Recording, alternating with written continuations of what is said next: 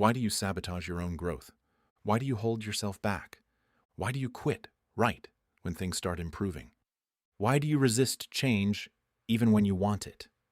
Why do you repeat the same patterns, make the same choices, and fall into the same cycles? Why do you stop yourself from becoming the person you desperately want to be? Most people assume self-sabotage is a lack of discipline, a lack of motivation, or a lack of willpower.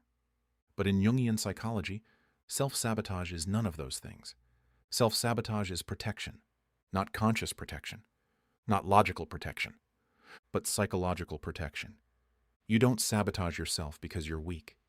You sabotage yourself because some part of you believes growth is dangerous. Deep inside you, beneath your conscious desires, beneath your goals and ambitions, beneath your plans and dreams, there is an unconscious force that is trying to keep your life the same, not because sameness makes you happy, but because sameness feels safe. Let's explore this deeply, slowly, clearly, through the lens of Jungian psychology. Because once you understand why you sabotage your own growth, you begin to understand the parts of yourself that are trying to protect you, even as they hold you back. Self-sabotage is not the enemy. It's a message. In Jungian psychology, any inner resistance, anxiety, procrastination, fear, overthinking, avoidance, is not seen as failure. It is seen as communication. Your unconscious mind cannot speak in words. It speaks in symbols, in emotions, in physical sensations, in impulses, in resistance. Self-sabotage is a symbol. It means there is something in your unconscious that is not aligned with your conscious goal. You want growth consciously, but unconsciously, growth threatens something familiar, something protected, something buried, something unresolved. Self-sabotage is the psyche's way of saying, you are trying to move forward without understanding what's holding you back. It is not obstruction. It is information. The unconscious fears change, even when you don't. Your conscious mind loves growth. It dreams of success, healing, transformation, potential.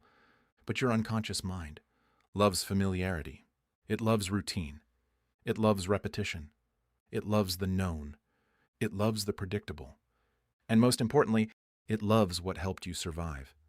If you grew up needing to be perfect, your unconscious believes imperfection is dangerous. If you grew up needing to be invisible, your unconscious believes being seen is dangerous. If you grew up needing to avoid conflict, your unconscious believes confrontation is dangerous. If you grew up fearing abandonment, your unconscious believes independence is dangerous. Your unconscious is loyal to the emotional lessons of your past.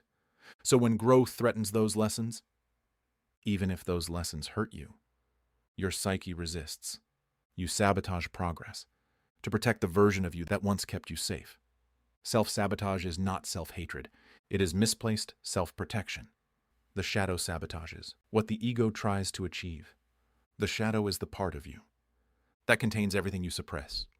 Your anger, your ambition, your creativity, your fear, your desire, your jealousy, your intuition, your strength, your vulnerability, your confidence, your trauma. Anything you were taught was unacceptable went into the shadow.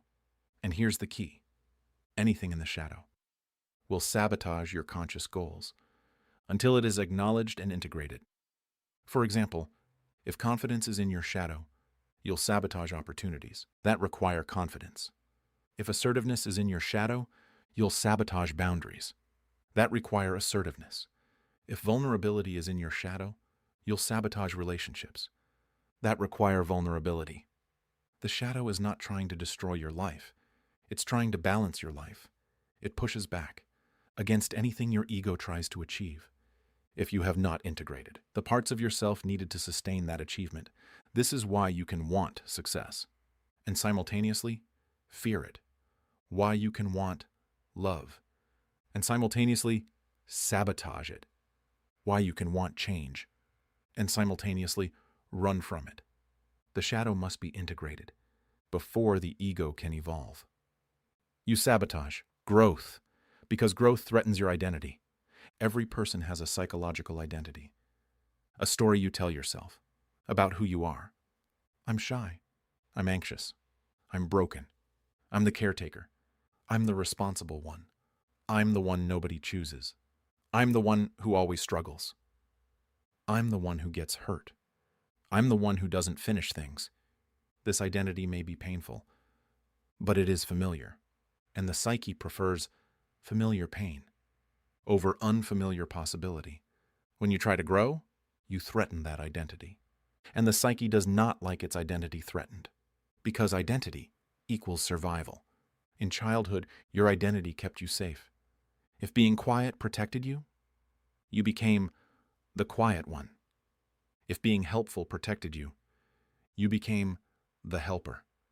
If staying invisible protected you, you became the invisible one. If pleasing others protected you, you became the good one. Your identity was armor. So when you try to act differently, speak up, take risks, set boundaries, be seen, take space, claim desires, you threaten the armor. Your unconscious reacts. Stop. This is not who we are. This is unsafe. So it sabotages you. Not because you're weak, but because you're trying to outgrow a version of yourself that once ensured your survival. You sabotage because you fear responsibility. This is a hidden truth. Success increases responsibility. Growth requires maturity.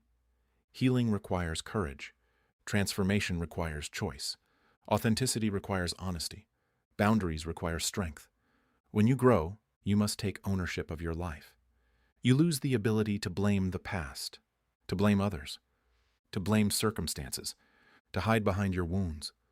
Responsibility is heavy, and some part of your psyche may want to avoid that weight, so you sabotage growth, because staying stuck is psychologically easier than stepping into power.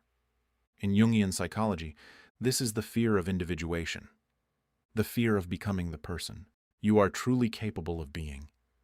Power is frightening. When you've been powerless, freedom is frightening. When you've been controlled, visibility is frightening.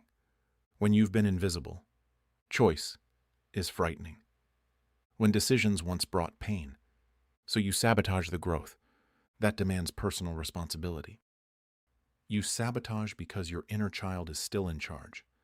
The inner child is the emotional foundation of your psyche. It holds your earliest memories, your earliest wounds, your earliest fears, your earliest beliefs, your earliest strategies for survival. When the inner child feels unsafe, you feel unsafe. Self-sabotage often comes from a frightened inner child, trying to protect you. Think about these. If the child learned love meant pleasing others, it will sabotage independence. If the child learned safety meant staying quiet, it will sabotage self-expression. If the child learned attention brought danger, it will sabotage visibility. If the child learned people cannot be trusted, it will sabotage intimacy. If the child learned mistakes brought punishment, it will sabotage risk-taking. You are not sabotaging your growth. Your inner child is. And your inner child is not wrong. It is trying to keep you alive, based on outdated information. Healing means teaching the child inside you that the world is different now. You sabotage because you fear your own potential.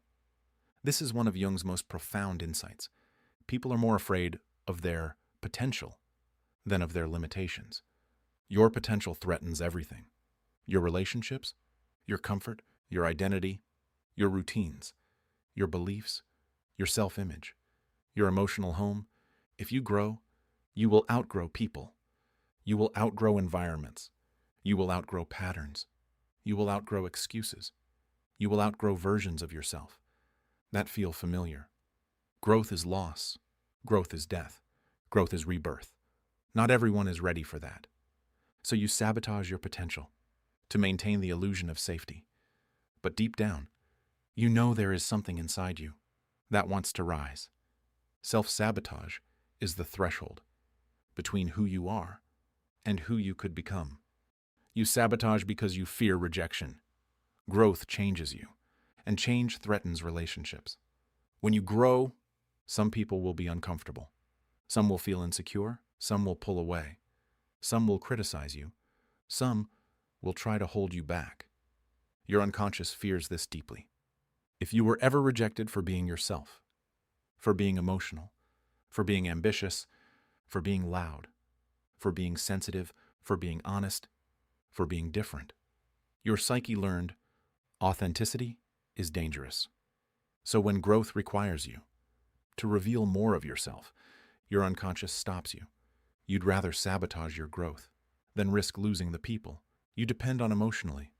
This is not weakness. It is attachment. You fear losing connection more than you fear losing potential. This is normal. This is human. But it is not where your story must end. You sabotage because you are addicted to your wounds. This is difficult to accept, but necessary to understand. Wounds create identity. Wounds create predictability. Wounds create psychological payoff. You may unconsciously believe, if I stay broken, people will help me. If I stay lost, people won't expect too much from me. If I stay small, I will avoid criticism. If I stay wounded, I won't have to take risks. If I stay confused, I won't have to choose. If I stay unhealed, I won't have to leave anyone behind. These payoffs keep you stuck. Healing threatens the psychological benefits that being wounded once provided. So you sabotage healing to protect the emotional ecosystem that sustained you for years. Jung believed that archetypes, universal psychological forces, shape behavior. Self-sabotage often comes from the child archetype, scared to grow up; the victim archetype, scared to take power; the saboteur archetype, scared to be seen; the shadow, scared to be integrated; the ego, scared to lose control; the self, calling you to evolve. Self-sabotage is not a single part of you. It is an internal battlefield between archetypes fighting for dominance. Individuation is the process of integrating them so they no longer pull you apart. The psyche fears what it cannot predict. Growth is unpredictable. Success is unpredictable. Love is unpredictable. Healing is unpredictable. Your unconscious believes, if I stay stuck, at least I know what to expect. Pain that is predictable feels safer than joy that is uncertain. This psychological pattern is called anticipatory safety. You protect yourself from imagined future pain by clinging to present limitations. Self-sabotage becomes a shield against the unknown. Self-sabotage begins when you approach the threshold of change. You've felt it before. You make progress, and then suddenly stop. You get close to success, and something comes up. You start healing, and then disappear from your own life. You begin a project, and then find reasons to quit. This is not coincidence. Self-sabotage activates strongest when you approach transformation, because transformation disrupts the inner equilibrium. Jung wrote, "The greatest fear is the fear of the self." You are afraid of the person you are becoming, not because that person is dangerous, but because that person is unknown.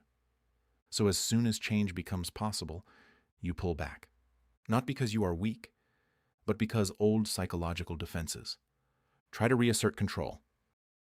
You cannot stop self-sabotage through force, guilt, discipline, or shame.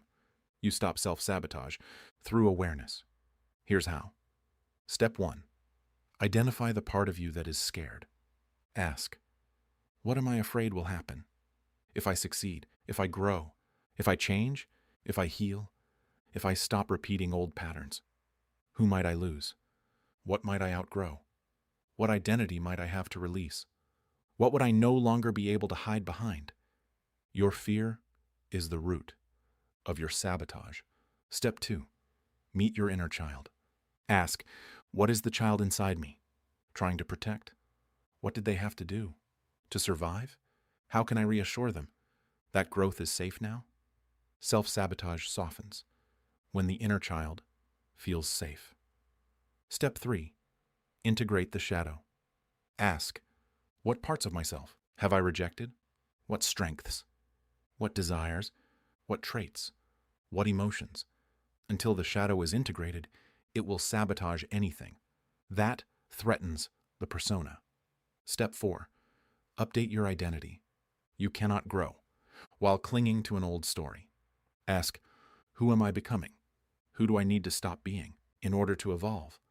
What identity am I protecting? That no longer serves me. Growth requires identity, death. Step 5. Rewrite your definition of safety. This may be the most important step. You must teach your psyche that growth is safe, because right now, your unconscious believes safety equals familiarity. Safety equals smallness. Safety equals invisibility. Safety equals silence. Safety equals the known. But your conscious mind knows that safety is authenticity. Safety is truth. Safety is boundaries. Safety is power. Safety is growth. Alignment begins when the unconscious learns new definitions. Step 6. Understand the hidden benefit of your sabotage. Every sabotage has a hidden payoff. Ask, what do I gain? By staying stuck? Relief? Comfort? Predictability? Love? Control? Protection? When you identify the payoff, you can replace it with healthier strategies. Step 7. Befriend resistance. Instead of fighting your resistance, be curious about it. Ask, what is this resistance trying to protect? What story does it believe? What wound does it come from? Resistance becomes a guide instead of an obstacle. Step 8. Let yourself grow slowly. Growth does not need to be dramatic. It needs to be consistent. Small steps feel safer to the psyche. Your unconscious must adapt gradually. This is not weakness. It is wisdom. The moment you stop sabotaging yourself, there comes a moment in every psychological journey when you realize you are not fighting yourself. You are protecting yourself. And the moment you stop treating yourself as an enemy and begin treating yourself with compassion, curiosity, and understanding, your entire inner world begins to reorganize. Suddenly, the resistance softens, the fear loosens, the old identity fades, the inner child feels safe, the shadow feels seen, the ego steps aside, the self emerges. Growth becomes possible, not because you force it, but because you stop running from it. When you stop sabotaging yourself, you become someone new, someone who speaks truth, without fear, someone who sets boundaries, without guilt, someone who expresses desires, without shame, someone who takes risks, without collapsing, someone who seeks depth instead of distraction, someone who is guided by intuition instead of fear, someone who chooses consciously instead of reacting unconsciously, someone who lives with alignment and integrity, someone who finally feels whole. This is individuation. This is awakening. This is psychological adulthood. This is the emergence of the true self. You do not sabotage your growth because you are broken. You sabotage your growth because some part of you still believes that your old life is safer than your new one. Self-sabotage is not failure. It is communication. It is your psyche saying, there is something you must understand before you move forward. And once you understand it, truly understand it, the sabotage loses its power. You no longer fight yourself. You no longer fear your potential. You no longer cling to your wounds. You no longer protect your limitations. You step into a new identity, one built on awareness, truth, integration, and wholeness. The only reason you sabotaged your growth was because you were not ready to grow yet. But now, you are. This is the beginning of the life you were meant to live.